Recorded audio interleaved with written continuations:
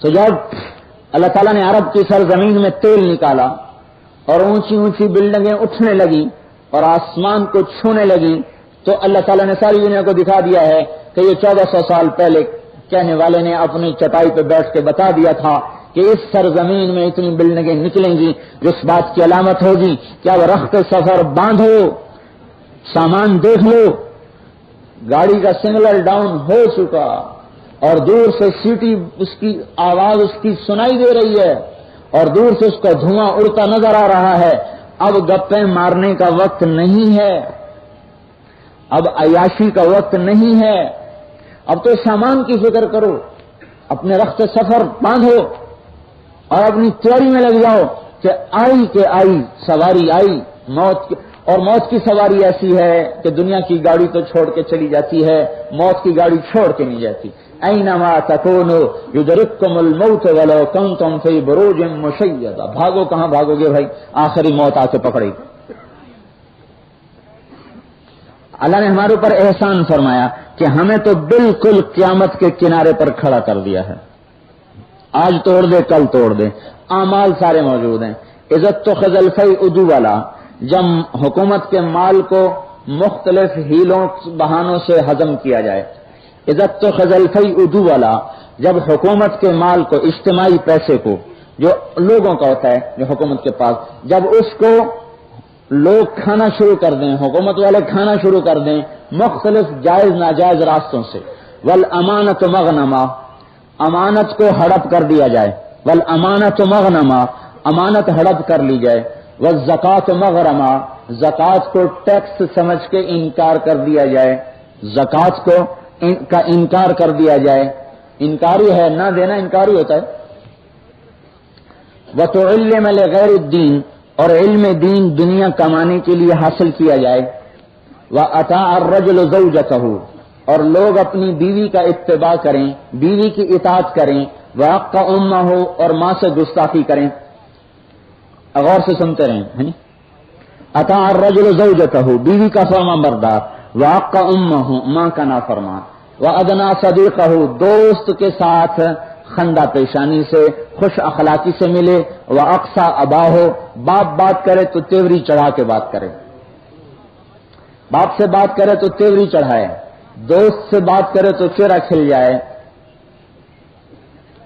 وَسَادَ الْقَبِيلَةَ فَاسِقُهُمْ، قبیلے کا سردار نافرمان انسان ہو اللہ کا، وَكَانَ رَئِيسُ الْقَوْمِ أَرْذَلَهُمْ، اور حکومت نااہل انسانوں کے ہاتھ میں ہو، وَأُكْرِمَ الرَّجُلُ مَخَافَةَ شَرِّهِ، اور لوگ ایک دوسرے کو سلام کریں مطلب نکالنے کے لیے، اللہ کے لیے نہیں۔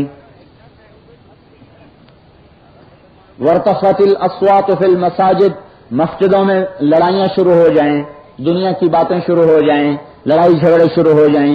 وَظَهَرَتِ الْقَيْنَاتُ وَالْمَعَازِفُ، گانے کے آلات اور گانے والیاں عام ہو جائیں، گانے کے آلات، گانے بجانے کے موسیقی کے آلات اور گانے والیاں عام ہو جائیں۔ ظَهَرَتِ الْقَيْنَاتُ وَالْمَعَازِفُ، گانے والیاں قینات، المعازف گانے کے آلات، جب یہ گھر گھر سنائی دینے لگے، گانے راگ و رنگ کی محفلیں سجنے لگیں۔ وَشُرِبَتِ الْخُمُورُ، اور شراب پی جائے، وَلُبِسَ الْحَرِيرُ، اور مرد ریشم پہنے، وَلَعَنَ آخِرُ هَٰذِهِ الْأُمَّةِ أَوَّلَهَا، اور شروع ہو جائے، جب یہ ہو جائے تو سمجھو اب بگل بجنے والا ہے۔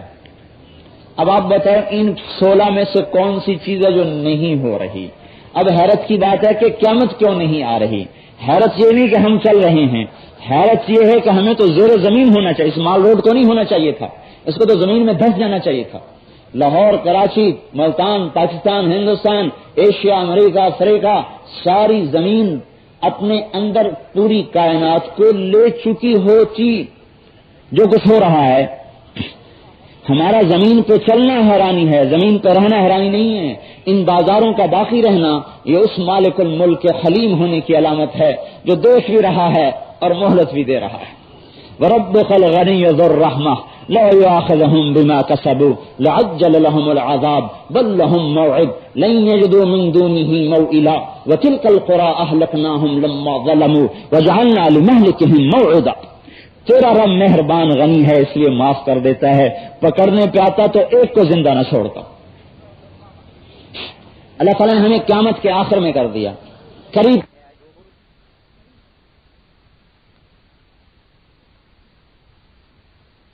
جب یہ ہو جائے تو سمجھو اب بگل بجنے والا ہے۔ اب آپ بتاؤ ان 16 میں سے کون سی چیز ہے جو نہیں ہو رہی؟ اب حیرت کی بات ہے کہ قیامت کیوں نہیں آ رہی؟ حیرت یہ نہیں کہ ہم چل رہے ہیں، حیرت یہ ہے کہ ہمیں تو زیر زمین ہونا چاہیے، اس مال روڈ کو نہیں ہونا چاہیے تھا، اس کو تو زمین میں دھس جانا چاہیے تھا۔ لاہور، کراچی، ملتان، پاکستان، ہندوستان، ایشیا، امریکہ، افریقہ، ساری زمین اپنے اندر پوری کائنات کو لے چکی ہوتی۔ جو کچھ ہو رہا ہے ہمارا زمین پہ چلنا حیرانی ہے، زمین پہ رہنا حیرانی نہیں ہے۔ ان بازاروں کا باقی رہنا یہ اس مالک الملک کے حلیم ہونے کی علامت ہے جو دیکھ بھی رہا ہے اور مہلت بھی دے رہا ہے۔ وَرَبُّكَ الْغَنِيُّ ذُو الرَّحْمَةِ لَوْ يُؤَاخِذُهُم بِمَا كَسَبُوا لَعَجَّلَ لَهُمُ الْعَذَابَ بَل لَّهُم مَّوْعِدٌ لَّن يَجِدُوا مِن دُونِهِ مَوْئِلًا وَتِلْكَ الْقُرَىٰ أَهْلَكْنَاهُمْ لَمَّا ظَلَمُوا وَجَعَلْنَا لِمَهْلِكِهِم مَّوْعِدًا۔ تیرا رب مہربان غنی ہے اس لیے معاف کر دیتا ہے، پکڑنے پہ آتا تو ایک کو زندہ نہ چھوڑتا۔ اللہ تعالیٰ نے ہمیں قیامت کے آخر میں کر دیا، قریب کر دیا۔ کیوں قریب کیا؟ کہ انتظار تھوڑا ہو جائے۔ انتظار بھی بڑی مصیبت ہوتی ہے، ایک تو انتظار سے بچایا ہے، دوسرا احسان یہ فرمایا کہ اللہ تعالیٰ نے ہر قوم کا قصہ ہمیں سنایا ہے، ہر قوم کی برائی ہمیں بتائی ہے۔ فرعون یہ کرتا تھا، شعیب علیہ السلام کی قوم یہ کرتی تھی، لوط علیہ السلام کی قوم یہ کرتی تھی، قوم سبا یہ کرتی تھی، ہود علیہ السلام کی قوم یہ کرتی تھی، اور سمود یہ کرتے تھے۔ یہ اللہ نے پہلی قوموں کے قصے سنائے نا، بنی اسرائیل نے یہ کیا، بنی اسرائیل نے یہ کیا، بنی اسرائیل نے یہ کیا، نوح علیہ السلام کی قوم نے یہ بدماشی کی، لوط علیہ السلام کی قوم نے یہ برائی کی، سارے کہانیاں سنائی ہیں۔ لیکن اللہ تعالیٰ نے ہمارے گناہوں پہ ایسا پردہ ڈالا ہے کہ ہمارے گناہ اللہ تعالیٰ کسی کو بھی نہیں بتائے گا، کیا مطلب ہمارے بعد ہے ہی نہیں، کس کو بتائے؟ ہمارے گناہوں پہ پردہ ڈال دیا۔ پھر اس پردے کو ایسا گہرا ڈالا ہے کہ قیامت کے دن حضور کہیں گے یا اللہ میری امت کا حساب میرے حوالے کریں۔ اللہ تعالیٰ فرمائیں گے کیوں؟ تو عرض کریں گے میں چاہتا ہوں ان کو شرمندہ نہ ہونا پڑے، میں حساب لے لوں۔ اللہ تعالیٰ فرمائیں گے جب آپ کو حساب لیں گے تو آپ سے تو ان کو شرم آئے گی، انہوں نے کیا کیا کرتوت کیے ہوئے ہیں، کیسے آپ کا سامنا کریں گے، میں آپ کو بھی ان کا حساب نہیں دیتا، میں ان کا حساب خود ہی پردے میں لے لوں گا، پردے میں اللہ حساب لے لے۔ میرے بھائیو ہم اپنے مقام کو سمجھیں، اللہ نے اس امت کو اونچا مقام دیا ہے، اللہ نے اس امت کو کمانے کے لیے نہیں، بازار سجانے کے لیے نہیں بھیجا، یہ ہماری ضرورت کی چیزیں ہیں۔ اللہ تعالیٰ نے ہمیں پوری دنیا میں اسلام کو زندہ کرنے کے لیے بھیجا ہے۔ آج ہماری کم قسمتی ہے، 70 سال کی عمر گزر گئی، ایک دفعہ بھی دنیا میں دین کے زندہ کرنے کا نہ فکر پیدا ہوا، نہ اس کے مٹنے کا غم پیدا ہوا۔ 50 سال عمر گزر گئی، 80 سال عمر گزر گئی، 60 سال عمر گزر گئی، کبھی بھول کے خیال نہیں آتا کہ آج ساری دنیا میں میرے نبی کا دین مٹا پڑا ہے، میں اس سے پہلے کیوں نہ مٹ گیا، میں اس کو زندہ کرنے کے لیے میں کیا کر رہا ہوں۔ ساری دنیا کے انسانوں کا درد لے کر، غم لے کر، کڑن لے کر ہم پھرتے ان کے پیچھے مارے مارے۔ میرے بھائیو یہ ہمارا امتیازی نشان تھا، ہم نے اس کو صدیوں ہوئی بھلا دیا، چھوڑ دیا۔ اللہ تعالیٰ نے اس امت کو جو اونچا بنایا وہ بنایا ہی اس لیے تھا کہ یہ ساری دنیا میں اللہ کے پیغام کو پہنچانے کے لیے آئے تھے۔ آیت اتری من جاء بالحسنہ فلہ عشر امثالہ، اے میرے نبی آپ کی امت میں جو ایک نیکی کرے گا اس کو 10 دوں گا۔ یہ پہلی امتوں کو نہیں تھا، پہلی امتوں کو ایک پہ ایک ہی نیکی ملتی تھی، یہ ہمیں ہے 1 پہ 10۔ تو آپ پہ قربان جائیں، آپ نے کہا یا اللہ زد امتی، تھوڑا میری امت کو اور زیادہ عطا کر دے، 10 تھوڑا ہے۔ اللہ تعالیٰ نے دوسری آیت اتاری، من ذا الذی یقرض اللہ قرضا حسنا فیضاعف له اضعافا کثیرا، مجھے قرضہ کون دے کہ اس کو کئی گنا کر دوں، 10 سے بڑھا دیا۔ کہا ٹھیک ہے، کہ یا اللہ زد امتی، میری امت کو تھوڑا اور زیادہ کر دے۔ پھر اللہ تعالیٰ نے تیسری آیت اتاری، کمثل حبۃ انبتت 7 سنابل فی کل سنبلۃ 100 حبۃ، جو ایک نیکی کرے گا اس کو 700 کر کے دے دوں گا۔ اب ٹھیک ہے کہ نہیں اللہ میری امت کو اور زیادہ عطا فرما۔ اللہ تعالیٰ نے کہا اچھا بھائی آپ تو یہ ضرب تقسیم پہ تو راضی نہیں ہوں گے، انما یوفی الصابرون اجرہم بغیر حساب، یہ چوتھی آیت آئی، ہم آپ کے صبر والوں کو بے حساب دیں گے، کوئی کھاتا نہیں، بے حساب۔ ہاں اعلان ہوگا صبر والے آ جاؤ بھائی، صبر والے آ جاؤ، ایک جماعت کھڑی ہوگی، اللہ کو تو پتا ہے صبر والے ان کو جنت میں بھیجنا ہے، تو ان کو کہ جاؤ جنت میں، ادھر فرشتوں کو کہے گا روکو ان کو، تاکہ لوگوں کو پتہ چلے کہ ان کی عزت کیوں ہے۔ وہ فرشتہ کہہ رہے ہیں بھائی کہاں جا رہے ہو؟ کہا ہم جنت میں جا رہے ہیں۔ کہا حساب تو دیتے جاؤ، کہا ہمارا کوئی حساب نہیں۔ کہا کون ہو تم؟ کہا ہم صبر والے ہیں۔ کہا کیا صبر کرتے تھے تم؟ کہا ہم اللہ کی نافرمانی سے بچتے تھے اور اس پر اپنے آپ کو روکے رکھتے تھے۔ صبر روکنے کو کہتے ہیں. ایک آدمی سچ بول رہا ہے اور اس کی ضرورتیں قربان ہو رہی ہیں. ایک آدمی جھوٹ بول رہا ہے اور اس کی خواہشات بھی پوری ہو رہی ہیں. یہ دونوں برابر تو نہیں ہو سکتے.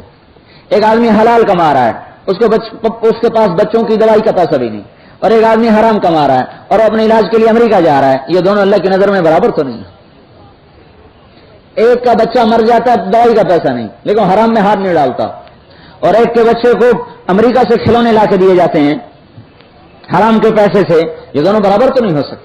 یہ صبر ہو رہا ہے کہ وہ بھی اگر حرام پہ جانا چاہے تو لا سکتا ہے, اپنے آپ کو روکے بیٹھا ہے کہ نہیں مجھے صبر کرنا ہے, یہ نافرمانی سے بچے. صبرنا انفسنا عن معصیت اللہ, ہم نے اللہ کو اپنے آپ کو اللہ کی نافرمانی سے بچائے رکھا, یہ صبر ہے. صبرنا علی طاعت اللہ, ہم اللہ کی فرمان برداری پر جمے رہے, نفس و شیطان کے غلام نہ بنے. صبرنا علی البلاء, اللہ نے مصیبت بھیجی, ہم نے جزا فضا نہ کی, ہم نے شور نہ مچایا, خاموشی سے اللہ کی آزمائش کو سہ کے چلے گئے. ایک اور حدیث سنو, اللہ تعالیٰ فرماتے ہیں جب میں اپنے کسی بندے کو بیمار کر دوں پھر اس کو صحت نہ دوں, اسی بیماری میں اسے اپنے پاس بلا لوں, تو قیامت کے دن مجھے شرم آتی کہ اس کا حساب لوں.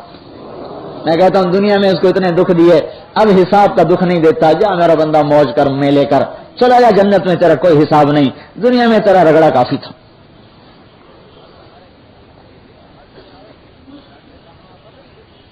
یہ صبر والوں کا اعزاز کیا جا رہا ہے, عزت دی جا رہی بغیر حساب. فرشتے کہیں گے بھائی تمہیں کون روک سکتا, جاؤ چلے جاؤ, بے حساب ہی جانا ہے تم نے, تمہارا کوئی حساب نہیں. پھر اللہ تعالیٰ نے اعمال کی قیمت بڑھا دی, اعمال میں قوت پیدا فرما دی. ہر آدمی تو حج نہیں کر سکتا نا.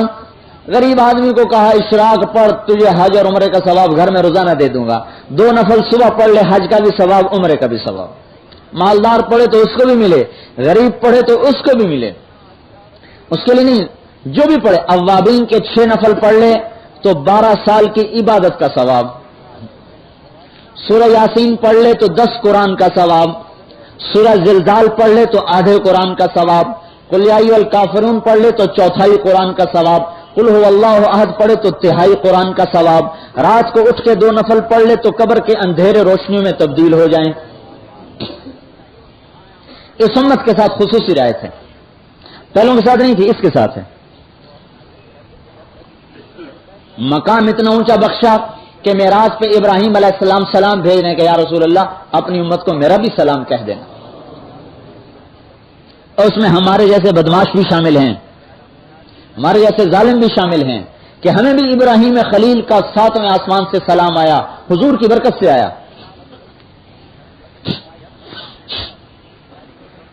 کائنات میں کوئی امت ایسی نہیں آئی کہ جس کی کسی خاتون کو اللہ نے آسمان پہ نکاح پڑھ کے دیا ہو.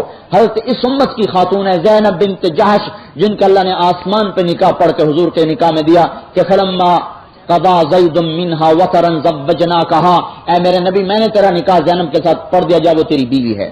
یہ صرف یہی امت ہے. دنیا میں کوئی امت ایسی نہیں آئی جس کو اللہ نے سلام بھیجا ہو. یہ وہ امت ہے جس کا آسمان سے اللہ نے حضرت خدیجہ کو سلام بھیجا. جب ان کا سارا مال لگ گیا تو حضرت جبریل آیا, یا رسول اللہ, اللہ تعالیٰ خدیجہ کو سلام دے رہے ہیں. جب حضرت ابوبکر صدیق کا سارا مال لگ گیا تو اللہ تعالیٰ نے جبریل علیہ السلام کو بھیجا کہ یا رسول اللہ, اللہ تعالیٰ ابوبکر صدیق کو سلام کہہ رہے ہیں. یہ بھی اسی امت کی خصوصیت ہے. اس امت کی خصوصیت ہے کہ کوئی امت جنت میں نہیں جا سکتی جب تک حضور کی امت نہ چلی جائے. ساری امتیں پیچھے ہوں گی اور حضور پاک صلی اللہ علیہ وسلم کی امت سب سے آگے ہوگی اور آگے جا رہی ہوگی. پھر 40 سال کا ہو جائے تو اللہ تعالیٰ فرماتے ہیں عافیت من الجنون والجزام والبرص, جنون جزام برس سے اس کو عافیت دے دیتا ہوں. اذا بلغ 50 سنة, 50 سال کا ہو جائے حاسبته حسابا یسیرا, اس کا حساب آسان کر دیتا ہوں. اذا بلغ 60 سنة, یہ 60 سال کا ہو جائے حببت الیہ الانابا, اس کو اپنی طرف کھینچنا شروع کر دیتا ہوں, خود بخود اپنی طرف بلانا شروع کرتا ہوں. اذا بلغ 70 سنة, 70 سال کا ہو جائے احبہ اللہ اہل السماء, میں بھی اس سے پیار کرتا ہوں, میرے فرشتے بھی اس سے پیار کرتے ہیں. فرشتوں کو کہتا ہوں تم بھی پیار کرو, میرا 70 سال کا نوکر ہے. فرض ہے کہ ایک شاعر گزرا ہے, ایسے ہی تھا بیچارہ, گری پڑی زندگی تھی اس زمانے کے لحاظ سے. ایک اپنی بیوی کے جنازے میں شریک تھا، حسن بصری بھی شریک تھے. حضرت حسن بصری کہنے لگے سنتے ہو لوگ کیا کہہ رہے ہیں؟ کہنے لگے ہاں سن رہا ہوں. یوں کہہ رہے ہیں کہ آج اس جنازے میں بصرے کا سب سے اچھا اور سب سے برا شریک ہیں، سب سے اچھے سے آپ کو مراد لے رہے ہیں، سب سے برے سے مجھے مراد لے رہے ہیں. اور حضرت حسن بصری نے فرمایا تو نے اس دن کے لیے کیا تیار کیا ہے؟ کہنے لگے حسن میں خالی دامن ہوں، میرے پاس کچھ نہیں سوائے گناہوں کے. اتنی بات ہے یہ میری داڑھی اسلام میں سفید ہوئی ہے اور میرے پاس 70 سال کا کلمہ توحید ہے اور میرے پاس کچھ نہیں. اس کا چند دنوں بعد اس کا بھی انتقال ہو گیا. خواب میں اپنے ایک ساتھی کو ملا، کہا پوچھا بھائی کیا ہوا استاد آپ کے ساتھ؟ کہ اللہ تعالیٰ نے مجھے اپنے سامنے کھڑا فرمایا، ارشاد فرمایا فرزدق حسن سے کیا بات کی تھی تو نے؟ یاد ہے؟ کہا جی یاد ہے. کا دوہراؤ کیا کہا تھا؟ کہا جی کہا تھا کہ اسلام میں بوڑھا ہوا ہوں اور 70 سال کی توحید ہے اور کچھ نہیں. کہا اسی پر میں نے تجھے معاف کر دیا ہے. 70 سال کا ہو جائے تو اللہ بھی پیار کرتے ہیں، فرشتے بھی پیار کرتے ہیں. یحییٰ بن اقسم ایک محدث ہیں، ان کا انتقال ہو گیا. خواب میں کسی کو ملے، کہنے لگے کیا ہوا؟ کہا اللہ نے اپنے سامنے کھڑا کر لیا اور مجھ سے کہا یا شیخ خصو فالتا قضا، ارے بدکار بوڑھے تو نے یہ کیا کیا، تو نے یہ کیا کیا، تو نے یہ کیا کیا، یا شیخ خصو فالتا قضا. کہنے لگے اللہ میں نے تو یہ حدیث آپ کے بارے میں کوئی نہیں سنی جو آپ مجھے باتیں جیسی باتیں آپ کر رہے ہیں، ایسا تو میں نے آپ کے بارے میں نہیں سنا. کہنے لگے تو نے میرے بارے میں کیا سنا ہے؟ دیکھو جس کا علم قبول ہو جاتا ہے وہ کتنی اونچی شان پہ اڑتا ہے کہ اللہ کو اللہ کا علم سنا رہا. اللہ اکبر. یہ جس کا علم قبول ہو جائے اللہ اس کو اتنے اونچا اڑاتے ہیں کہ اللہ کو اللہ کی حدیث سنا رہے ہیں. اللہ میں نے تو تیرے بارے میں یہ حدیث نہیں سنی جو آپ میرے ساتھ کہہ رہے بڈھے بڈھے کیا کیا. اللہ تعالیٰ نے فرمایا کیا سنا تو نے؟ کہ حدثنی عبد الرزاق، مجھے میرے استاد عبد الرزاق نے بتایا. عن معمر، ان کو ان کے استاد معمر نے بتایا. عن زہری، ان کو ان کے استاد زہری نے بتایا. عن عروہ، ان کو ان کے استاد عروہ نے بتایا. عن عائشہ رضی اللہ عنہا، ان کو ان کی خالہ حضرت عائشہ رضی اللہ عنہا نے بتایا. عن رسول اللہ صلی اللہ علیہ وسلم، اور حضرت عائشہ کو آپ کے حبیب نے بتایا. وعن جبرائیل، اور آپ کے حبیب کو آپ کے فرشتے جبرائیل نے بتایا کہ اللہ تعالیٰ یوں فرما رہے ہیں قال اللہ تعالی انی استحی ان اعذب ذا شیبۃ فی الاسلام. جب کوئی مسلمان بوڑھا ہو کے میرے پاس آتا ہے تو اس کو عذاب دیتے ہوئے میں شرماتا ہوں. وانی شبت فی الاسلام، تو دیکھ ہی تو رہا ہے کہ اسلام میں بوڑھا ہو کے آیا ہوں، کفر میں تو بوڑھا ہو کے نہیں آیا. تو اللہ تعالیٰ نے فرمایا صدق عبد الرزاق، عبد الرزاق نے سچ کہا. وصدق معمر، معمر نے بھی سچ کہا. وصدق زہری، زہری نے بھی سچ کہا. وصدق عروہ، عروہ بھی ٹھیک کہہ رہا ہے. وصدقت عائشہ، عائشہ رضی اللہ عنہا نے بھی صحیح کہا. وصدق رسول اللہ، میرے حبیب نے بھی سچ کہا. وصدق جبرائیل، اور جبرائیل بھی سچا ہے اور میں سارے سچوں کا سچا ہوں. میں اسی پر تجھے جنت میں داخل کرتا ہوں. میرے بھائی اور دوستو، ہم اپنے مقام کو بھولے ہوئے ہیں. اذا بلغ 80 سنۃ، جب یہ 80 سال کا ہو جاتا ہے تو اللہ تعالیٰ فرماتے ہیں اچھا اب یہ 60 آ گیا، اس کی نیکیاں لکھتے رہو، برائیوں کو چھوڑتے رہو. نیکیاں لکھتے رہو، برائیاں چھوڑتے رہو. 80 سال کی غلامی ہے، چھوڑو برائیاں، معاف کرتے جاؤ، نیکیاں لکھتے آؤ. اور اگر 90 سال کا ہو جائے تو اللہ تعالیٰ کے فرشتے کہتے ہیں اسیر اللہ فی الارض، اب یہ تو اللہ کا قیدی ہے. اور اللہ قیامت کے دن کہے گا بھائی تو نے میری بڑی خدمت کی، جس جس پر تو ہاتھ رکھے گا اسی اسی کو جنت میں داخل کر دوں. اچھا اللہ کے دینے کے تو اتنے بہانے اور ہم اتنے ہی نافرمان، یہ بات جڑتی تو نہیں نا، سجدی تو نہیں ہے بات. کتے کو بھی روٹی ڈالیں تو بھونکنے کی بجائے سر جھکا دیتا ہے، غرانے کی بجائے سر جھکا دیتا ہے. تو ہم تو انسان ہیں، اللہ نے صرف روٹی نہیں ڈالی، اللہ نے بہت کچھ دیا ہے. یا ایھا الانسان ما غرک بربک الکریم الذی خلقک فسواک فعدلک فی ای صورۃ ما شاء رکبک وما قدر اللہ حق قدرہ والعادیات ضبحا فالموریات قدحا فالمغیرات صبحا فاثرن به نقعا ووسطن به جمعا ان الانسان لربہ لکنوط. یہ ساری آیات اللہ نے گلا کیا ہے کہ میں نے کیا کیا اور تو نے کیا کیا. تو میرا ناشکرہ بنا، میرا ناشکر گزار بنا. میرے محترم بھائی اور دوستو، ساری دنیا کے انسانوں تک اللہ تعالیٰ نے ہمیں اپنا پیغام پہنچانے کے لیے منتخب کیا ہے کہ یہ امت پوری دنیا کے انسانوں کو اللہ کا پیغام پہنچانے کے لیے آئی ہے. اسلام پوری دنیا میں پھیلے، اس کے لیے نبی کوئی نہیں آئے گا، اس کے لیے ہم ہی ہیں، میں ہوں، آپ ہیں، پوری دنیا کے تاجر، زمیندار، کاشتکار، تمام طبقات سے تعلق رکھنے والوں کو اللہ تعالیٰ نے اس کے لیے دعوت دی ہے کہ جو میرے نبی کا کلمہ پڑھنے والا ہے وہ میرے پیغام کو لے کر ساری دنیا میں جائے۔ اللہ تعالیٰ نے حضور صلی اللہ علیہ وسلم کو سارے عالم کا نبی بنا کر بھیجا۔ آپ کی دعوت کی بنیاد دو طبقے پہ اٹھی ہے، ایک تاجر تھے، ایک زمیندار تھے۔ ابتدا تاجروں سے ہوئی ہے اور انتہا زمینداروں سے ہوئی ہے۔ سب سے پہلا ایمان لانے والا حضرت خدیجہ ہیں جو سب سے بڑی تاجر ہیں مکہ مکرمہ کی۔ سب سے بڑے تاجر ریشم کے صدیق اکبر ہیں جو مسلمان ہوئے ہیں۔ سب سے بڑے تاجر عثمان ابن عفان ہیں جو مسلمان ہو رہے ہیں۔ یہ سارے بڑے بڑے تاجر ہیں۔ حضرت عمر فاروق بڑے تاجر ہیں جو مسلمان ہو رہے ہیں۔ اللہ تعالیٰ نے تاجروں کو ذریعہ بنایا مکہ مکرمہ میں اسلام کی پہلی اینٹ کے رکھے جانے کا۔ ان کے مال بھی لگے، ان کی تجارتیں اجڑ گئیں، پھر ان کے گھر چھٹ گئے، پھر ان کے بیوی بچے چھٹ گئے۔ یہ بڑی تجارت پہ جا پڑے۔ اگر آپ کو بڑا مال نظر آئے تو چھوٹے مال کو خود بخود چھوڑ دیتے ہیں۔ انہوں نے آخرت کی تجارت دیکھی، گھر چھوڑ دیے، وطن چھوڑ دیے، بیوی بچے چھوڑ دیے۔ ابو بکر صدیق گھر سے نکلے ہیں حضور کے ساتھ ہجرت کرتے ہوئے، سارا پیسہ لے گئے، ایک دمڑی گھر میں چھوڑ کر نہیں گئے، ایک پیسہ چھوڑ کر نہیں گئے۔ بچے بچیاں سب کو بھوکا چھوڑ کے سارا مال حضور کے ساتھ لے کے تشریف، 30,000 دینار ملکیت تھی، سارا لے گئے۔ مدینہ منورہ کے زمیندار تھے، انہوں نے لبیک کہا، انہوں نے گھر کھول دیے، زمینیں پیش کر دی، باغات پیش کر دیے۔ ان کا بھی کام بدل گیا، ان کا بھی کام بدل گیا۔ اللہ تعالیٰ نے یہ دو طبقے ہیں، میں نے کل بھی بتایا تھا، یہ دو بنیادی طبقے ہیں جو دین کی بھی بنیاد بنتے ہیں اور جو گمراہی کی بھی بنیاد بنتے ہیں۔ شروع زمانے میں بھی اللہ تعالیٰ نے تاجروں کو اور زمینداروں کو ذریعہ بنایا پوری دنیا میں اسلام کے پھیلنے کا۔ آج بھی بنیادی طور پر یہ دو بڑے طبقے ہیں، باقی ان کے ساتھ طبقات جڑے ہوئے ہیں۔ حکومت ہے، افسری کی لائن ہے، محکومی کی لائن ہے، باقی ساری لائنیں ان کے ساتھ جا کے جڑ جاتی ہیں۔ باقی صفات ہر ایک میں الگ الگ ہیں۔ سارے تاجر بجا صحیح، بلال حبشی جیسا تو پھر کوئی نہیں ہو سکتا، وہ تاجر نہیں ہے، غلام ہے، غلام زیادہ ہے، لیکن اس کی قربانی اللہ کو ایسی پسند آئی ہے کہ حضور نے فرمایا جب میں جنت میں جاؤں گا تو میری اونٹنی کی نکیل بلال کے ہاتھ میں ہوگی جو میرے ساتھ ساتھ جنت میں جائے گا۔ ان کو یہ اعزاز اللہ تعالیٰ نے عطا فرما دیا۔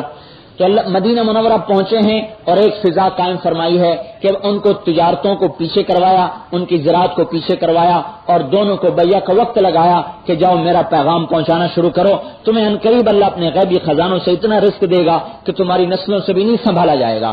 پھر گھروں میں فاقے آنے شروع ہوئے، پھر بیماریاں آنی شروع ہوئیں، پھر قتل ہونے شروع ہوئے، چاروں طرف عرب چھا گیا اور چاروں طرف ایسی مصیبت کی فضا قائم ہو گئی کہ کوئی صحابی رات کو تلوار لگائے بغیر سو نہیں سکتا تھا۔ لیکن میرے بھائیوں، جب قربانی بڑھتی چلی گئی تو اللہ تعالیٰ کا غیبی نظام پھر حرکت میں آیا۔ بدر میں اللہ تعالیٰ نے پہلا نظام دکھایا کہ آسمان سے 1000 فرشتے اتارے، کافروں کو مروڑا مارا اور مسلمانوں کو عزت دی، غلبہ عطا فرمایا۔ پھر حضور پاک صلی اللہ تعالی وسلم کو 10 سال مدینہ منورہ میں کام کرنے کا موقع ملا اور آپ دنیا سے تشریف لے گئے، اور صدیق اکبر یہ پہلے تاجر ہیں جنہوں نے خلافت کا بوجھ اٹھایا ہے، عمر فاروق تاجر ہیں جنہوں نے خلافت کا بوجھ اٹھایا ہے، عثمان ابن عفان تاجر ہیں جنہوں نے خلافت کا بوجھ اٹھایا ہے، علی مرتضیٰ تاجر ہیں جنہوں نے خلافت کا بوجھ اٹھایا ہے، حضرت معاویہ بن ابی سفیان رضی اللہ تعالیٰ عنہ تاجر ہیں جنہوں نے ان کے بعد خلافت کا بوجھ اٹھایا ہے۔ بنو امیہ بعد میں حکومت پر آئے، وہ جیسے کیسے بھی تھے تاجر ہی تھے بنیادی طور پر، تو تاجری تھے۔ بنو عباس نے اس کے بعد حکومت اٹھائی ہے، وہ بھی تاجری تھے۔ اللہ جل جلالہ نے ان کے ذریعے سے سارے عالم میں ایمان کی ہوا کو قائم فرمایا، فضا کو قائم فرمایا۔ تو میرے بھائیو، آج بھی ہم ساری دنیا میں اسلام کو زندہ کرنے کے لیے ہم حکومت کے محتاج نہیں، روپے پیسے کے محتاج نہیں، ہم اپنے وجود کے اعتبار سے اللہ اور اس کے نبی کے طریقوں کو سیکھنا شروع کریں اور اس کو آگے پہنچانے کے لیے وقت نکال کے پھرنا شروع کریں، تو اللہ تبارک و تعالی ہماری یہ دنیا بھی بنائے گا اور اسلام کو بھی زندہ فرمائے گا، اور اللہ جل جلالہ پورے کے پورے باطل کے لیے اسلام میں داخل ہونے کا اللہ تبارک و تعالی دروازہ کھولے گا جو آج صدیوں سے بند ہوا پڑا ہے۔ تو یہ تبلیغ میں نکلنا اس حضور صلی اللہ علیہ وسلم کی مبارک ذمہ داری کو سیکھنے کی محنت ہے اور اس مبارک ذمہ داری کو آگے پہنچانے کی محنت ہے اور اس ذمہ داری کے تحت اپنی جان مال کو سب کو جھونک دینے کی ضرورت ہے۔ میرے محترم بھائی اور دوستو، تبلیغ میں جانا یہ مال کا خرچ ہونا نظر آتا ہے، مال کی واپسی نظر نہیں آتی، اور یہاں مال روڈ کی دکان پہ پیسہ لگانا نظر آتا ہے، واپسی بھی نظر آتی ہے، اور اللہ کے دین کے لیے مال لگانا نظر آتا ہے، واپس آتا کچھ نظر نہیں آتا۔ ہم تھوڑا سا پیچھے چلے جاتے ہیں، آج سے 1400 سال پہلے چلے جاتے ہیں، جب مال لگ رہا ہے اور غربت آ رہی ہے، فقر آ رہا ہے۔ خود ابو طلحہ جیسے سردار، ان کے گھر میں اتنی روٹی نہیں تھی کہ ایک مہمان آیا تو اس کو روٹی کھلا سکیں، بچوں کی روٹی پڑی تھی، میاں بیوی کا کھانا کوئی نہیں تھا، مہمان حضور نے بھیجا۔ ابو طلحہ کہنے لگے بچوں کو سلا دے اور چراغ درست کرنے کے بہانے چراغ کو بجھا دے، میں اور تو منہ ہلاتے رہیں گے، نبی کا مہمان روٹی کھا لے گا۔ یہ ابو طلحہ مدینے کے بہت بڑے مالدار آدمی تھے، لیکن ان کے گھر میں یہ عالم آیا کہ ایک آدمی کو روٹی کھلانے کا ان کے پاس سامان نہ رہا، دونوں نے منہ ہلایا چراغ بجھا کر، مہمان نے روٹی کھا لی۔ اللہ تو دیکھ رہا ہے۔ جب صبح یہ مسجد میں نماز پڑھنے آئے تو حضور نے فرمایا آج تیرے بارے میں اللہ نے قرآن اتارا ہے، وَيُؤْثِرُونَ عَلَىٰ أَنفُسِهِمْ وَلَوْ كَانَ بِهِمْ خَصَاصَةٌ، یہ اوروں کو آگے کرتے ہیں، خود پیچھے ہو جاتے ہیں چاہے خود ضرورت مند ہوتے ہیں۔ اور فرمایا لقد عجب اللہ من صنیعکم البارحہ، اللہ تم دونوں میاں بیوی پر رات بڑا خوش ہو رہا تھا، بڑا خوش ہو رہا تھا۔ اب یہ دنیا جا رہی ہے اور دین آ رہا ہے، دنیا نکل رہی ہے، دین آ رہا ہے۔ یہ قربانی کی ایک بنیاد قائم کی جا رہی ہے، اس میں بچے بھی قربانی دے رہے ہیں، بڑے بھی قربانی دے رہے ہیں، عورتیں بھی قربانی دے رہی ہیں اور بوڑھے بھی قربانی دے رہے ہیں، مالدار بھی فقیر بھی، سب کا ایک ردم بن گیا کہ ہم نے دین پھیلانا ہے، اس کے بعد اپنی کمائیوں کو دیکھنا ہے۔ مکے والے تو ویسی تجارت چھوڑ کے آ گئے تھے، ان کے پلے تو ویسی کچھ نہ تھا، مدینے والوں کے ذمہ داری بھی اجڑنے لگے۔ جب دیکھا کہ اب تو بھائی بالکل کھانا ہی نہیں بچا تو کہنے لگے چلو حضور سے چھٹی لے لیں، 6 مہینے چھٹی لے لیں، پھر دوبارہ کام شروع کر دیں گے۔ چھٹی لینے کے لیے مسجد میں آئے تو اللہ نے ڈانٹ پلا دی، لا تلقوا بأیدیکم الی التہلکہ، کسی کو کوئی چھٹی نہیں، کسی کو کوئی چھٹی نہیں، میرے پیغام کا پہنچانا تمہارے بیوی بچوں کو روٹی کھلانے سے پہلے ہے۔ اس آیت میں غور کریں گے تو آج جو بہت بڑا سوال اٹھتا ہے، بیوی بچے چھوڑ کے چلے جاتے ہیں، کہاں لکھا ہوا ہے؟ بیوی بچے چھوڑ کے چلے جاتے ہیں، کہاں لکھا ہوا ہے؟ کاروبار چھوڑ کے چلے جانا کہاں لکھا ہوا ہے؟ جہاں لکھا ہوا ہے وہاں تو کوئی پڑھتا نہیں، اور جہاں لکھا نہیں وہاں پڑھتے ہیں، تو کیسے سمجھ میں آئے گا؟ اب اللہ تعالیٰ کہہ رہا ہے لا تلقوا بأیدیکم الی التہلکہ، اپنے آپ کو ہلاکت میں نہ ڈالو۔ کیا مطلب ہوتا ہے ہلاکت میں نہ ڈالو؟ کہ اجازت نہ لو کاروبار کے لیے چھٹی کی، دو نقصان ہوں گے، آخرت کا بھی دنیا کا بھی۔ ان قریب تو میں روم اور فارس کی حکومتیں دینے والا ہوں، اس سے بھی ہاتھ سے دھو گے، اور میری ناراضگی بھی لوگے کہ میرے نبی کا ساتھ چھوڑ کر اگر تجارتوں میں جاؤ گے۔ لگے رہو، بھوکے پیاسے لگے رہو، میں دیکھ رہا ہوں، میں جانتا ہوں تمہارے حال کو، مجھے نہیں پتا تمہیں بھوک ہے۔ فاصبر فإنک بأعیننا، کتنی بڑی تسلی ہے۔ اللہ تعالیٰ کہہ رہا ہے صبر کرو، میں دیکھ رہا ہوں، یہ نہیں کہ مجھے نہیں پتا کہ تیرے گھر میں مصیبت آئی ہوئی ہے، مجھے پتا ہے آئی ہوئی ہے، میں دیکھ رہا ہوں۔ فإنک بأعیننا، میرے سامنے ہو تم۔ اللہ کو بعضوں سے ایسا پیار ہوتا ہے کہ ان کی ضرورتیں اٹکا دیتا ہے، وہ رات کو رو رہے ہیں اللہ کر دے یا اللہ کر دے یا اللہ کر دے، اور فرشتے سفارش کرتے ہیں اللہ تو کر دے تو کر دے۔ اللہ تعالیٰ فرما رہے ہیں مجھے اس کا رونا اچھا لگ رہا ہے، تھوڑا اور رونے دو، مجھے اس کا رونا اچھا لگ رہا ہے، تھوڑا اور رونے دو۔ اور بعض ایسے ہوتے ہیں کہ اللہ ان کی آواز سننا پسند نہیں کرتے، بعض ایسے ہوتے ہیں کہ اللہ تعالیٰ ان کی آواز پسند نہیں فرماتے، وہ کہتے ہیں اللہ دے دے، اللہ تعالیٰ فرماتے ہیں اس کو فوراً دے دو تاکہ دوبارہ مجھے نہ پکارے، فوراً دے دو، مجھے دوبارہ نہ کہے، میں اس کی آواز نہیں سننا چاہتا، جو مانگتا فوراً دے دو۔ جیسے ہم فقیر سے نہیں جان چھڑاتے لے پہلے سر میں کھا، بعض ایسے ہوتے ہیں ادھر ہاتھ اٹھاتے ہیں ادھر اللہ دے دیتا ہے کہ میں آواز نہیں سننا چاہتا، اور بعض نیک مطیع فرما بردار، ضرورتیں اٹکی پڑی ہیں، راتوں کو اٹھ رہے ہیں، تہجد پڑی جا رہی ہے، نفل پڑے جا رہے ہیں، آنسو بہائے جا رہے ہیں، اور اللہ تعالیٰ کہہ رہا ہے مجھے اس کا رونا بڑا اچھا لگا، تھوڑا اور رونے دو، تھوڑا اور رونے دو۔ اور بتائیے آنسو کیسے ہیں؟ آنسو ہیں، ایک حدیث میں آتا ہے جبریل علیہ السلام کا یا اللہ ہم آپ کی امت کے عمل لکھتے ہیں، آنسو نہیں لکھتے، آنسو کا کھاتا اللہ کے پاس ڈائریکٹ ہے، ہمارے پاس کوئی نہیں۔ تو کیوں؟ کہ ایک آنسو کا قطرہ دوزخ کے سمندر بجھا دیتا ہے، کیسے لکھیں؟ ایک آنسو کا قطرہ دوزخ کے سمندر بجھا دیتا ہے، کیسے لکھیں؟ اللہ نے اپنے پاس کھاتا الگ لکھا ہوا ہے، وہ آنسوں کا ایک ایک قطرہ کل قیامت کے دن پہاڑوں سے زیادہ وزنی ہو کے تلے گا۔ ارے ہم تو اپنی امت، یعنی چونکہ ہم اپنا مقام خود نہیں سمجھتے نا، اپنا مقام بھول گئے۔ اور ایک حکایت لکھی ہے، ایک شیر، کہیں شیر کا بچہ گم ہو گیا، بکریوں میں جا کے شامل ہو گیا، بکریوں میں رہتے رہتے بکری ہو گیا، اس کی عادات بکریوں والی، گھاس میں منہ مارے ہیں اور انہیں میں لیٹے لوٹے۔ ایک دفعہ شیر کا گزر ہوا، اس نے دیکھا یہ تو ہمارا بچہ یہاں کیسے پھنسا ہوا ہے، اس کے پاس گیا، پوچھا تو کون؟ اس نے کہا میں بکری۔ انہوں نے کہا نہیں تو شیر کا، نہیں میں بکری۔ ارے بھائی تو شیر ہے؟ کہا نہیں میں بکری۔ کہا کیسے بکری؟ کہا بکریوں میں پڑا میں بکری۔ کہا میرے ساتھ آ، چشمے پہ لے گیا، کہا میرا منہ دیکھ، اس کا منہ دیکھا، کہا اپنا منہ دیکھا، اپنا منہ دیکھا، کہنا او ہو میرا بکریوں جیسا منہ تو نہیں ہے، میرا تو اس جیسا ہے۔ کہا میرے ساتھ آ، ساتھ آیا، اس نے ایک بکری پہ وار کیا، کہا دیکھ اب تو بھی کر۔ اور جب اس نے شیر کو جھپٹتے دیکھا، حملہ آور ہوتے دیکھا تو اس کی حیوانیت جاگ اٹھی، پھر اس نے بھی جھپٹا مارا تو اس کی اپنی قوت واپس لوٹ آئی۔ اب مال اوڑتے رہتے رہتے بکری ہو گئے، گھروں میں رہتے رہتے بکری ہو گئے۔ اللہ کے دین پھیلانے کے میدان میں ہوتے تو شیر ہوتے، سوائے کمائی کے غم ہی کوئی نہیں۔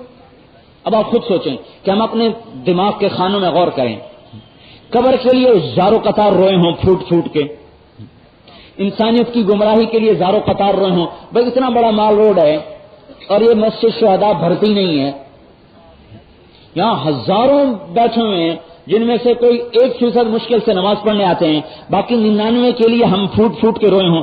ہماری دکان پہ گاہک آنے کم پڑ جائیں تو سارے پریشان رو رہے ہیں، وظیفے پڑھ رہے ہیں، دعائیں کروا رہے ہیں کہ گاہکی کم ہو گئی، اور بھائی اتنے آدمی مسجد میں نہیں آ رہے، ان کو دوزخ کی آگ نے جلا دیا، اس پر ہمیں رونا تھا۔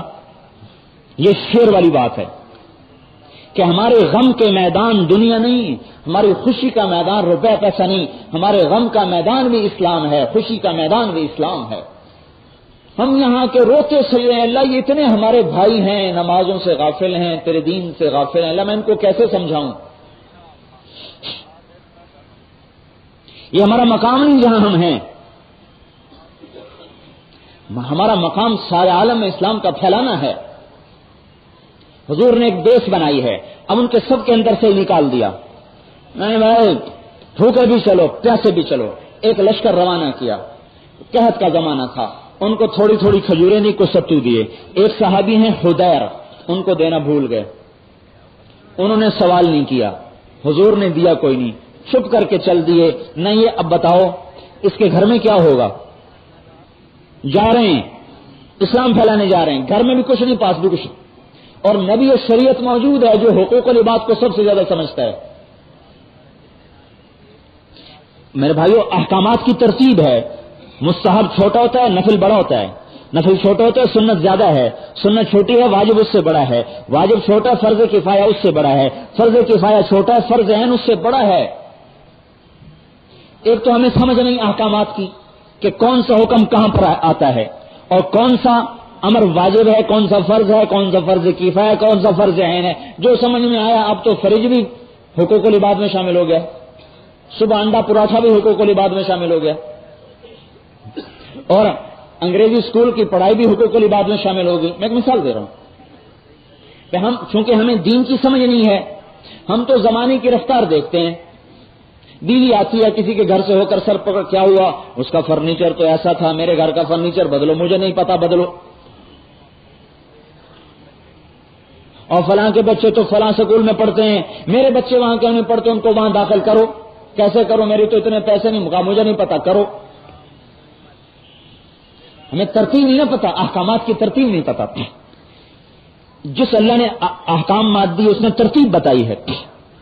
اب حدیر جا رہے ہیں، نہ بیوی کے پاس کچھ ہے، نہ بچوں کے پاس کچھ ہے، نہ اس کے پاس کچھ ہے، بھیجنے والا اللہ کا رسول ہے، اس کو بھی پتا دونوں ہاتھ دونوں طرف خالی ہے، جا رہے ہیں۔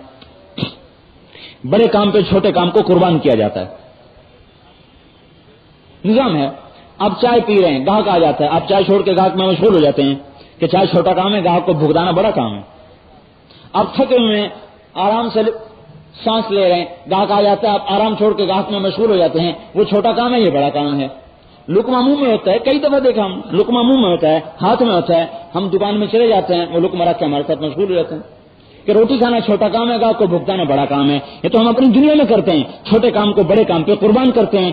دین کی سمجھ کوئی نہیں کہ چھوٹا کام کون سا ہے، بڑا کام کون سا ہے، اس لیے اس کا پتہ کوئی نہیں۔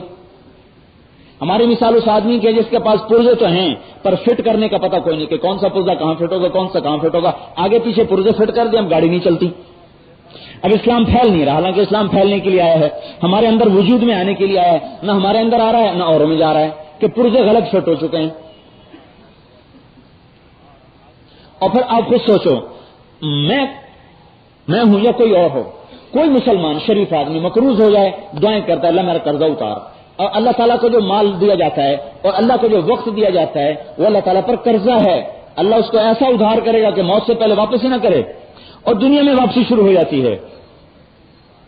اچھا، یہ تو ان کی چھٹی بند ہو گئی، کہا نہیں چھٹی کوئی نہیں، اسلام پھیلاؤ، بھوکے پیسے چلو، حدیر جا رہے ہیں، جب نکلنے کے یا اللہ بات یہ ہے تیرے نبی نے دیا نہیں، میں نے مانگا نہیں، پر تو پتا نہیں کہ میں بھوکا ہوں، میرے پاس کچھ نہیں ہے، اب تو ہی میرا پیٹ بھرے گا، میں تو کہتا ہوں سبحان اللہ، الحمدللہ، لا اللہ اکبر، لا الہ الا اللہ، یہی میری روٹی ہے، یہی میرا پانی ہے، نہ تیرے نبی سے مانگا نہ کسی کو بتایا، تو جانتا ہے کہ میں بھوکا چل رہا ہوں۔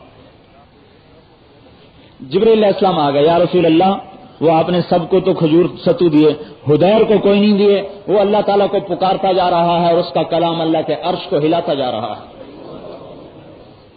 اور اللہ تعالیٰ فرما رہے ہیں اس کو توشہ بھیجو، اس کا یہ کلام قیامت کے دن نور ہو کے برسے گا سارے میدان محشر میں، اس کا یہ کلام جو یہ کہتا جا رہا تھا نا تو جانتا ہے میں بھوکا ہوں، میرے پاس کچھ نہیں ہے، اور میری روٹی بھی تیرا کلام ہے اور میرا پانی بھی تیرا کلام ہے۔ آپ نے فوراً ایک آدمی کو بھیجا کہ بھیجو، اونٹنی دی کہ جاؤ اس کو جا کے توشہ دو اور اس سے معذرت کرو، پھر سننا وہ کیا کہتا ہے، پھر مجھے آ کے بتانا اس نے کیا کہا۔